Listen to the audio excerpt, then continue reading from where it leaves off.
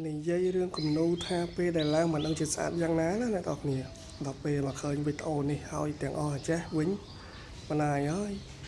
គេថាក្បាច់គំនូរនេះគឺដូចទៅនឹងសត្វនាគតែម្ដងណាអ្នកនរគ្នាបងប្អូនដែលបានចូលទៅក្នុងវត្តអារាមគឺច្បាស់ជាឃើញហើយសត្វនាគណាហើយមកមើលគំនូរទូកនេះវិញគឺថាដូចគ្នាតែម្ដងហើយគេថាក្បាច់ទូកនេះគឺស៊ីជាមួយនឹងទូកទៀតដាក់ពណ៌បែបនេះមកគឺថាសមតែម្ដងហើយស្នាដៃគំនូរនេះវិញគឺដោយជាងឌឿនណាអ្នកនរគ្នាដោយសារតែខ្ញុំបានសួរព័ត៌មានពីខាងជាងស្រុកអីមកគាត់ប្រាប់ថាគំនូរមួយគ្រឿងនេះគឺជាងឌឿនគាត់ជាអ្នកដំឡើងណាហើយដែលឡែកទូកដែលសពថ្ងៃជាក់ស្ដែងនៅខាងណាខាងណីគឺខ្ញុំអត់ទាន់ប្រកាសទេហើយបាទបើសិនជាម្ចាស់ទូកដែលបានឃើញទូកមួយគ្រឿងនេះណាអាចជួយ comment ប្រាប់ផងថាឥឡូវទៅដល់ខាងណាខាងណីហើយអញ្ចឹងណា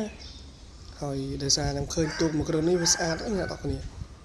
ឃើញពីវីដេអូរបស់ជាងស្អីនោះគឺអត់ទាន់មានកណ្ដូលហើយដោយសារប្លែកភ្នែកពេកធ្លាប់តែឃើញគាត់ធ្វើទូកធម្មតាណាតែដល់ពេលមកឃើញទូកមានក្បាលនាគអីចេះវិញគឺអែមតែម្ដងគេថាប្លែកខ្លាំង